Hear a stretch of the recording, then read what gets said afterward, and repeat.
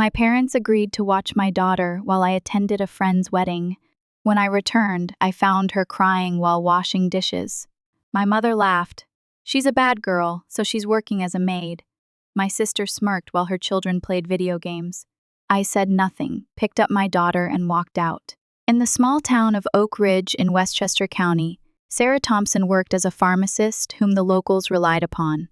With her gentle smile and reliable knowledge, in her white pharmacy coat, Sarah was an essential presence, supporting the health of the townspeople. Sarah had divorced David 5 years ago and now lived with her daughter Lily, who had turned 10. "Mom, what's for dinner tonight?" Lily asked as she returned from school and picked up an apple from the kitchen counter. "Well, how about chicken pot pie, your favorite?" Sarah answered as she took ingredients out of the refrigerator. Lily was a quiet, reserved girl with brown eyes, just like her mother's, and golden-tinged hair inherited from her father. She preferred expressing herself through music rather than words, and when she played the piano, her expression came alive, as if she were a different person. Sarah took pride in her daughter's talent. "I can play Chopin's Prelude for tomorrow's piano lesson," Lily said, looking slightly embarrassed. "Really? That's wonderful! Would you play it for me before dinner is ready?" Lily nodded and headed toward the piano in the living room. This should have been a happy, everyday scene at home, however. A shadow always lingered in a corner of Sarah's heart. It was her relationship with her family. Sarah's parents, Helen and Robert, once ran a well-regarded Italian restaurant called Collins in Oak Ridge, but they had now retired and were living a comfortable life in a house with a spacious yard on the outskirts of town. Sarah also had a younger sister, Laura, who worked at a local real estate company. Laura had energetic twin boys, Ethan and Noah, though only 8 years old. They were children often talked about for their liveliness and intelligence. "Lily, are we going to Grandma and Grandpa's house this weekend?" Lily asked one day. Sarah couldn't hide her startled expression. "Why do you want to go?" "Not really, but Ethan and Noah were saying at school that they got a new game console." Sarah and Laura's relationship had been complicated since childhood. Her parents had always favored Laura and treated her specially, while Sarah was made to help with household chores as the responsible eldest daughter. Laura was raised being pampered as the cute second daughter. When Sarah mentioned the unfairness, her parents would invariably admonish her with, "Because you're the eldest," and eventually, she came to accept it and give up. Even after becoming adults, that relationship hadn't changed. At family gatherings, Sarah's topics were passed over briefly, and instead, the conversation would typically become lively, with boastful stories about Laura's children. Still, Sarah tried to maintain a relationship with her family. She wanted to give Lily the presence of good grandparents. Amid all this, an invitation arrived for Sarah last week. It was for her college friend Rebecca's wedding. Sarah smiled quietly. Rebecca was one of the few friends who had continued to support her, even after her divorce. She wanted to sincerely congratulate her friend, who had finally found happiness she once thought was beyond reach. "Lily, what would you like to do while Mom goes to the wedding? Should we have someone come over? Or how about staying at Grandma and Grandpa's house?" Lily suggested. Sarah hesitated for a moment. She felt something was off about leaving her daughter at her parents' house. However, seeing Lily's expectant expression, she couldn't find a reason to refuse. When she picked up the phone and called her mother, Helen, she happily agreed to take Lily. "Of course, Sarah, we'd love to see our granddaughter after so long. Lily can play the piano too, so we're looking forward to it, honey. Are you sure about this?" Sarah asked Lily with a worried look after hanging up the phone. Lily smiled calmly. "It's fine. I'm looking forward to playing the piano with Grandma. Well then, I'll ask them. I'll come pick you up tomorrow evening." Sarah stroked Lily's head and began preparing for the next day. On the morning of the wedding, Sarah was getting dressed up thoroughly for the first time in a long while. She chose a wine red silk dress, put her hair up, and applied makeup carefully, though modestly. Though she usually wore a ponytail and simple clothes, today was special. "Mom, you look so pretty." Lily's eyes sparkled, seeing Sarah in her dress. "Thank you, Lily." Sarah smiled happily. Be a good girl at Grandma's house today. You can practice the piano too, so I'm sure you'll have fun. Yes, I'll practice the piano properly. Lily was packing her favorite books and piano music into a small backpack. Sarah drove to her parents' house. The spacious home with a large yard in the suburbs had always been a place that stirred mixed feelings in Sarah, a place where nostalgia and discomfort mingled. Sarah, Lily, welcome. Helen greeted them with a broad smile as she opened the door. She hugged Lily and said, Grandma has been looking forward to this. Robert was visible behind Helen. Hello, Sarah. You look beautiful in that outfit. He awkwardly complimented. Thank you, Dad, Sarah replied as she placed Lily's bag on the floor. I've put Lily's medicine in her bag. She hardly ever has asthma attacks, but just in case. And don't forget about her allergies. Of course, don't worry. We can certainly take care of our granddaughter, Robert said, sounding a bit offended. Sarah quickly smiled. Of course. Well then, Lily, she turned to her daughter. Mom will come pick you up in the evening, so be a good girl. I understand, Lily nodded quietly. Well, have a good time. Enjoy the young people's wedding, Helen said. Laura will be bringing her children over later, so Lily won't be bored. Sarah hesitated for a moment but then looked at her watch and hurried to leave. Please take care of her. When she arrived at the wedding venue, it was already overflowing with flowers and smiles. Sarah decided to enjoy her time as a woman, switching her mind away from work and child-rearing. Sarah, it's been so long, Rebecca's cheerful voice rang out. Dressed in pure white, she was the very symbol of happiness. Becky, congratulations. What a lovely ceremony, Sarah hugged her friend. I'm so glad you came. Where's Lily? I left her with my parents. I thought I'd enjoy some time to myself for a change. That's right. Don't just think about your child all the time. Think about yourself sometimes too, Rebecca said with a laugh. Look, there's Mark over there. He's single, you know. Sarah laughed embarrassedly. Oh, Becky. The ceremony was beautiful and moving.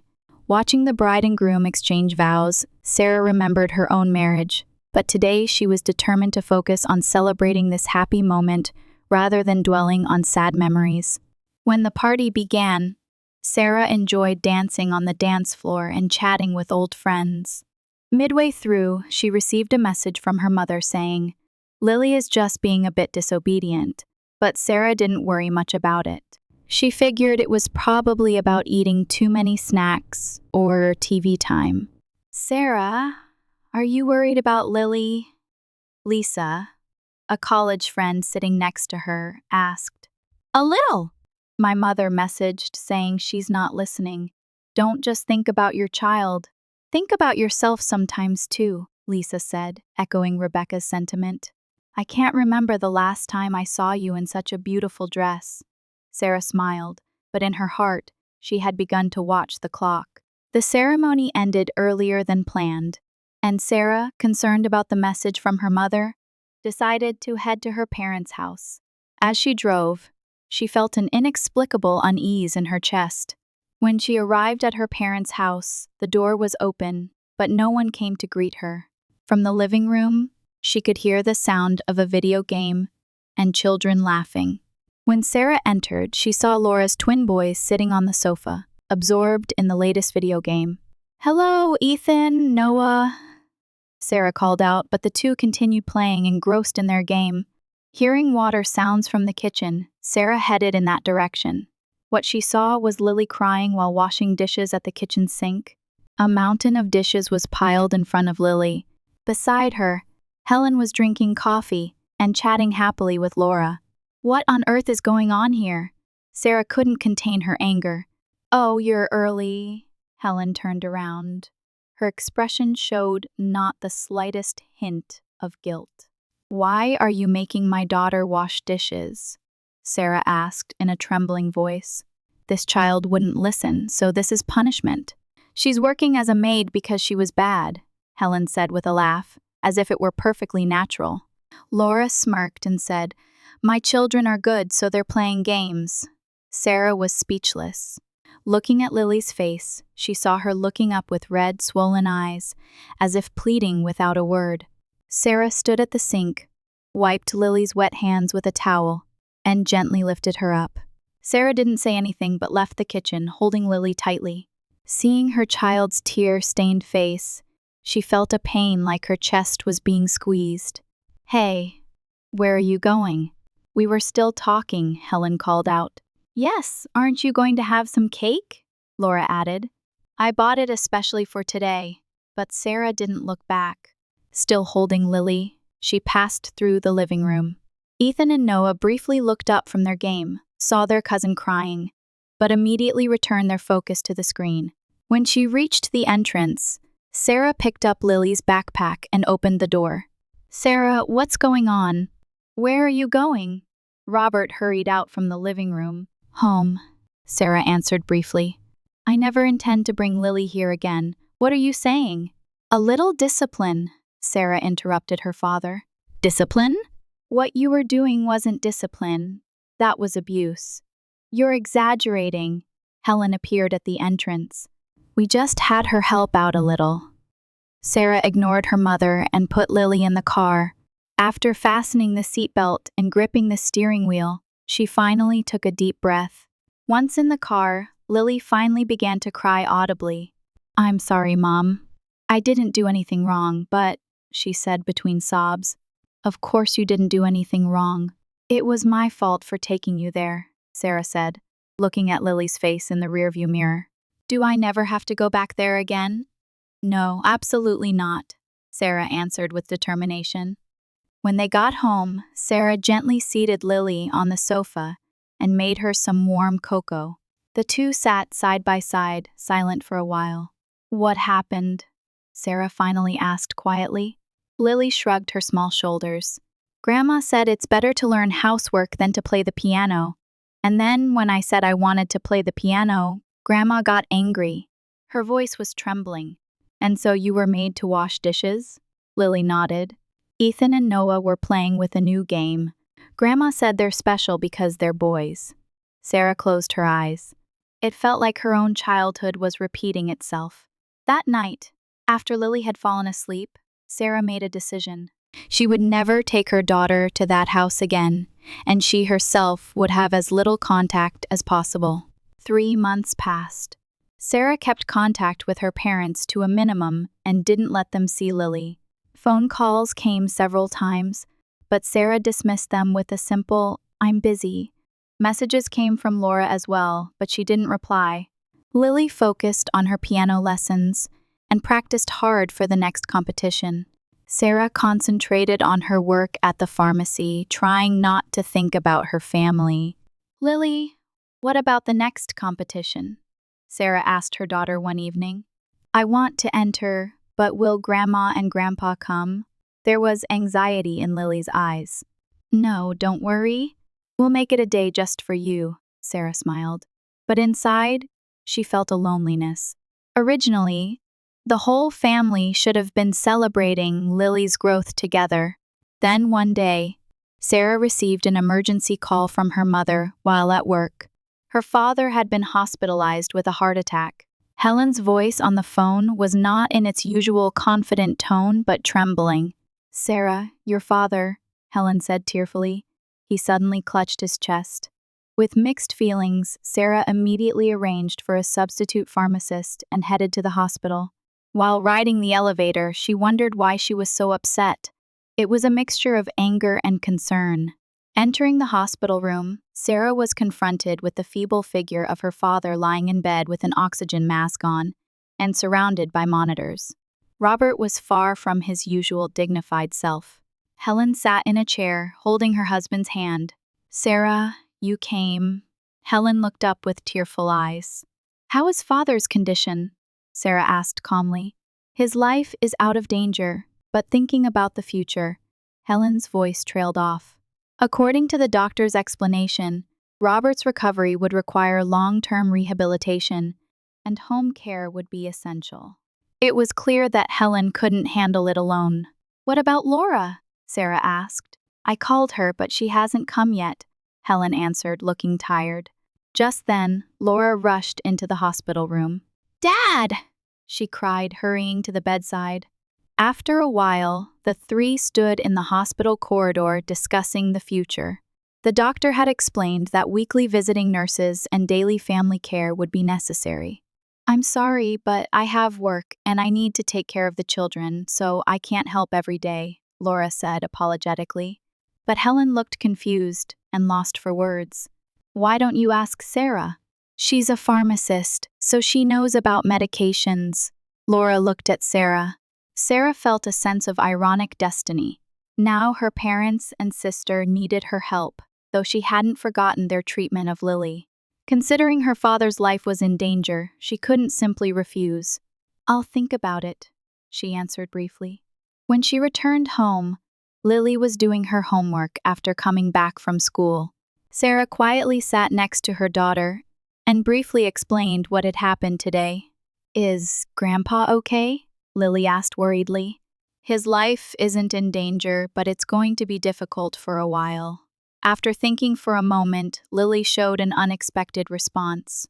"Mom, Grandpa is having a hard time, right? Why don't you help them?" "But they hurt you." Sarah looked into her daughter's face in surprise. "I've been thinking I want to be a nurse." "Isn't helping people the job?" Lily said with a serious expression. Sarah's chest tightened at the words of her 10-year-old child. She felt both pride and remorse that her daughter had grown into such a compassionate child. She hugged Lily.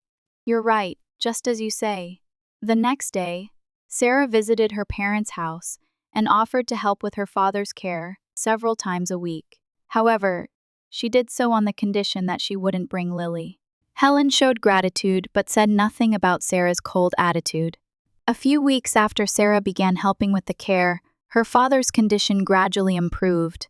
Robert worked hard at rehabilitation and slowly became able to do more things on his own. Sarah used her expertise to manage medications and measure blood pressure. Helen tried to apologize to Sarah several times, but Sarah just went about her work. About that day, when Helen would bring it up, Sarah would change the subject. "I've written down Dad's blood pressure records here. Show it to the nurse when she comes." However, at one point, Robert took Sarah's hand and began to speak in a weak voice. "Sarah, I want to apologize for that day. We were wrong. Dad, just rest now." Sarah tried to remove her hand. "No, let me say this. We treated your daughter terribly. I'm ashamed." Robert's voice was small, but his words carried weight. There were tears in Robert's eyes. Sarah didn't know how to respond, but squeezed her father's hand back. Robert's condition gradually recovered as he continued rehabilitation and could, little by little, stand on his own feet. Vitality returned to his expression. Before she knew it, Sarah was visiting her parents' house 3 times a week to help with her father's recovery. One day, as Sarah was measuring her father's blood pressure, Robert quietly said, "Sarah, how is Lily doing these days?" For a moment, Sarah was at a loss for words.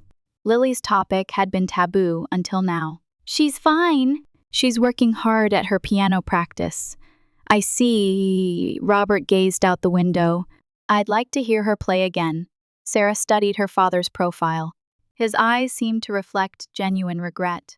Thinking that, the hard lump in the depths of her chest felt like it softened a little.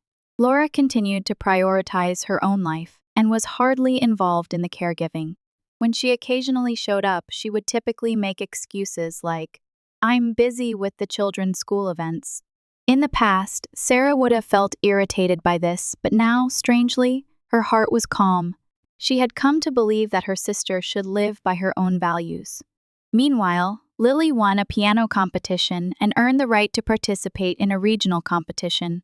A small article was published in the local newspaper, and Sarah proudly kept the clipping in her wallet. "Mom, isn't it amazing?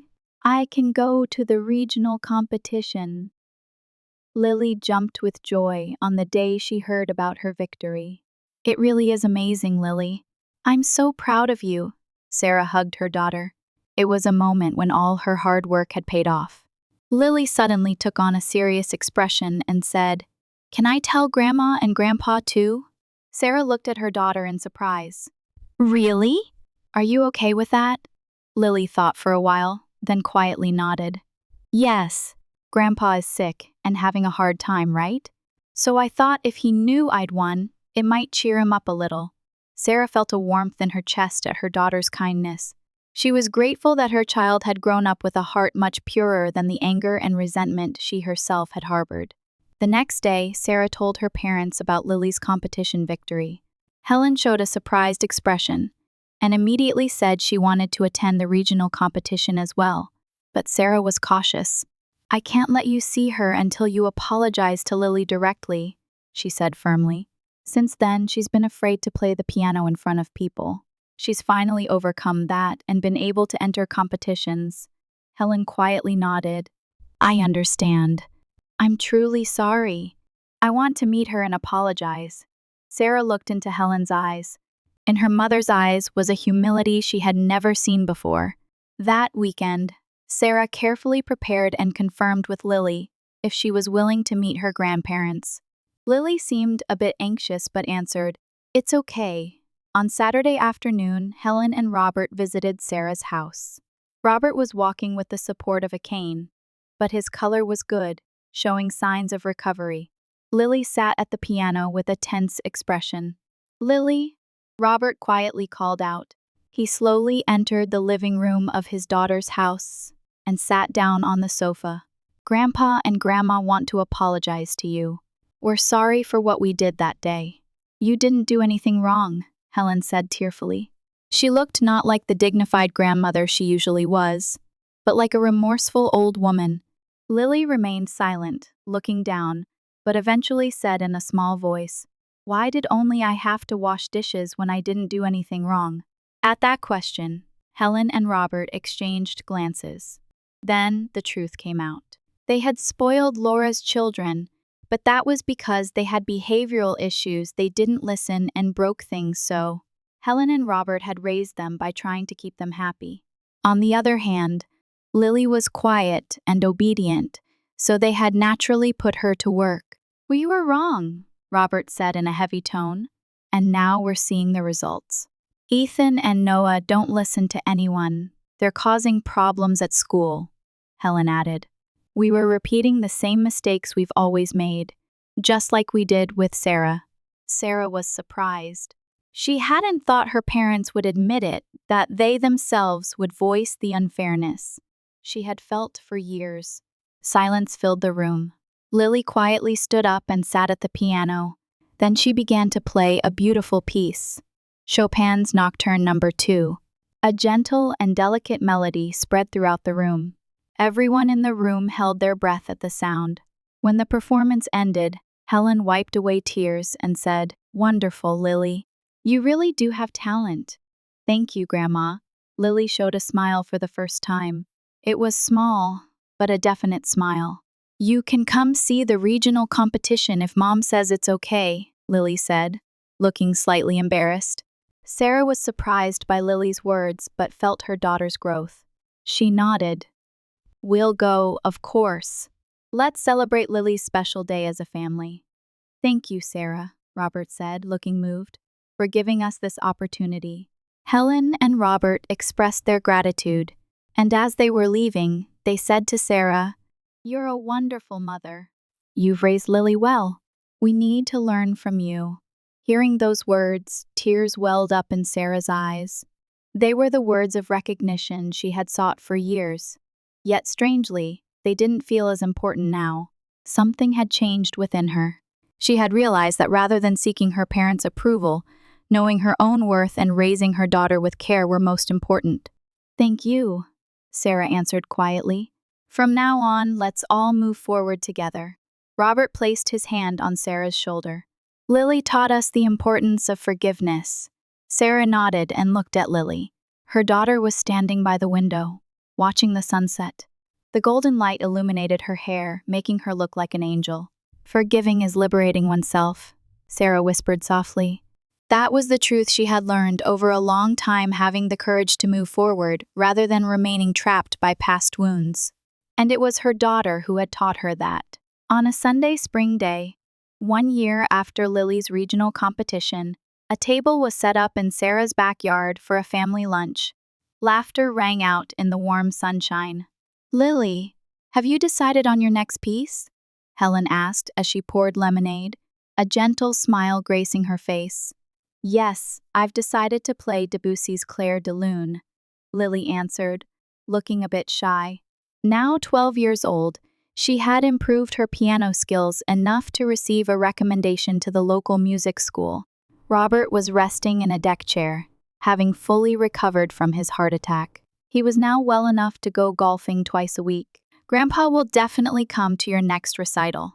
Sarah came out to the garden with a smile, carrying a fruit platter. Her relationship with her parents had gradually been repaired, and now they had dinner together once a month. There were still occasional differences of opinion, but they remembered to respect each other. "Mom, are Ethan and Noah coming too?" Lily asked. "Yes, they'll be here soon," Sarah answered. Robert and Helen had also changed their approach with Laura's children. Instead of spoiling them, they established appropriate boundaries and taught them responsibility. The boys resisted at first, but gradually they began to change too. The doorbell rang, and when Sarah opened it, Laura was standing there. Behind her were the twin boys. They greeted her more politely than before. "Sorry we're a little late," Laura said. Her face showed signs of fatigue. She was struggling with parenting, having issues at work, and facing a divorce crisis. After lunch, while the adults were drinking coffee, the children were playing in the garden. Laura sat next to Sarah and said in a small voice, "Sarah, I need your advice. What is it?" "I don't know what to do. The children won't listen to me, and Tom is fed up with me." Tears welled up in Laura's eyes. Sarah quietly took her sister's hand. "First, teach the children responsibility, and most importantly, respect them, just like Lily," Laura said, holding back tears. "I want to apologize for not doing anything for Lily that day. I was just trying to protect my own children. What matters isn't the past, but the future. You can change too." At Sarah's words, Laura felt hope for the first time in a long while. After that, Laura began receiving parenting counseling and making efforts to repair her relationship with her children.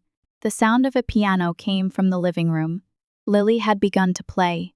The entire family listened quietly.